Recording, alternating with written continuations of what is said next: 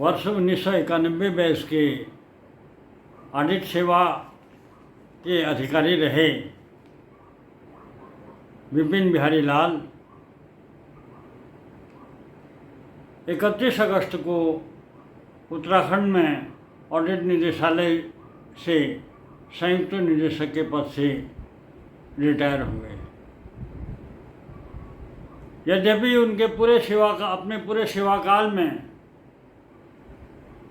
वो राज्य गठन के बाद ऑडिट निदेशालय के बुनियादी स्ट्रक्चर को बनाने और उसको संवारने में पूरा उनका बड़ा योगदान रहा, लेकिन इसके साथ ही पर्वतीय समवर्ग में उनकी नियुक्ति हुई थी और राज्य गठन के बाद जब कार्मिकों के अंतिम आवंटन हुआ तो उस अंतिम आवंटन में उनका नाम रह गया था।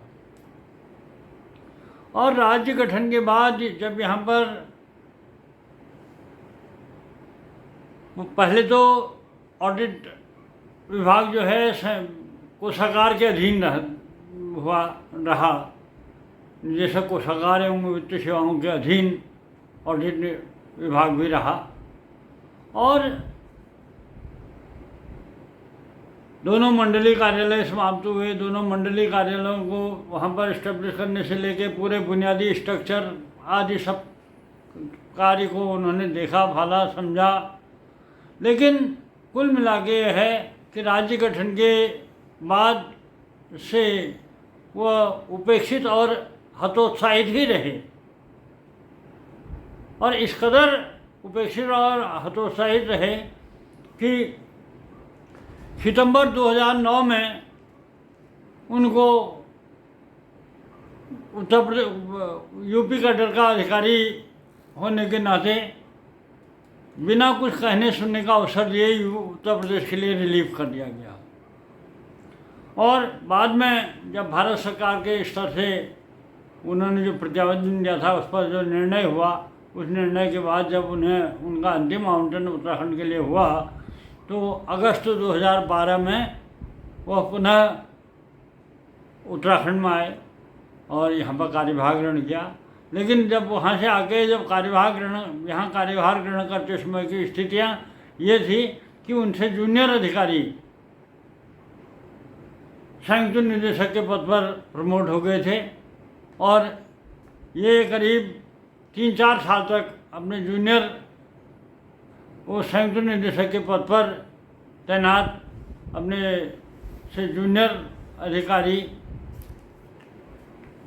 के संयुक्त निदेशक के पद पर तैनात होने के बावजूद ये उप निदेशक के पद पर ही कार्यरत रहे।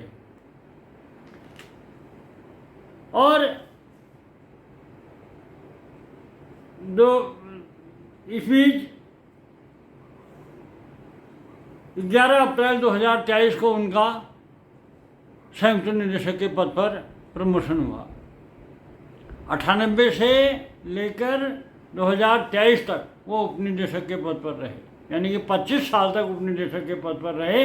और हैरत की बात ये थी कि संयुक्त निदेशक और अपर निदेशकों के ऊपर के लेवल के सारे पद खाली रहने के बावजूद वो पदोन्नत नहीं हो पाए।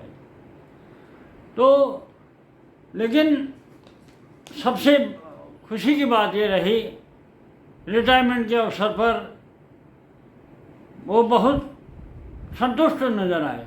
राज्य गठन के बाद से पूरे उच्चाधिकारियों के स्तर से या तमाम जो भी परिस्थितियां रही, समय की बात होती है, जो जिस ढंग से वो उपेक्षित और हतोत्साहित रहे, लेकिन रिटायरमेंट के समय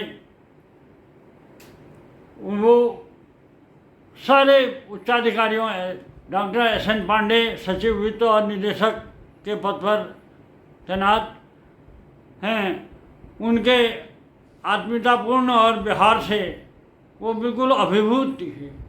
और ऐसे ही शासन में संयुक्त सचिव के पद पर खजान चंद पांडे जी और विशेष रूप से डॉक्टर एस.एन. पांडे द्वारा जो उनके व्यवहार से वो इस कदर अभिभूत दिखे कि वो जो पिछली जो कड़वाहट भरी उनकी यादें थी वो सब भुला दी उन्होंने। उसको विस्मृत करते हुए वो पूरे फिर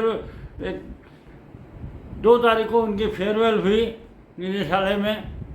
तो फिर उन्होंने निदेशालय के सारे अधिकारियों, कार्मिकों और उच्चाधिकारियों की उपस्थिति में जिस ढंग से उनको एक भावभीनी विदाई दी गई, उससे बहुत ही अभिभूत नजर आए। और उनको सबसे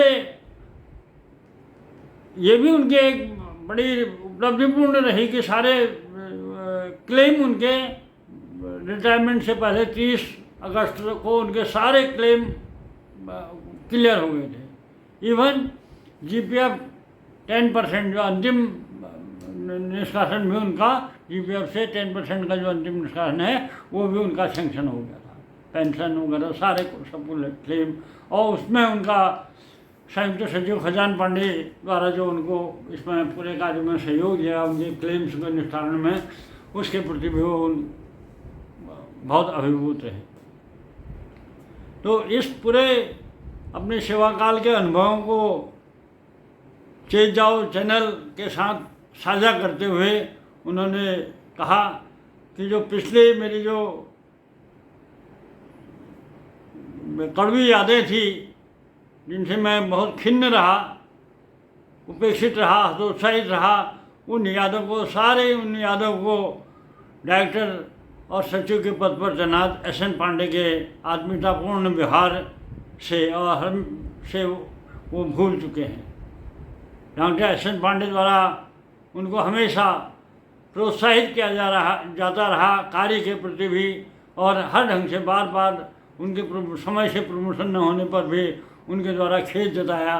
और ये सारे जिस प्रकार फेयरवेल के दिन निदेशालय के और सारे कार्मिकों और अधिकारियों ने उन्हें भावभीनी विदाई दी, उससे वो बहुत अभिभूत नजर आए।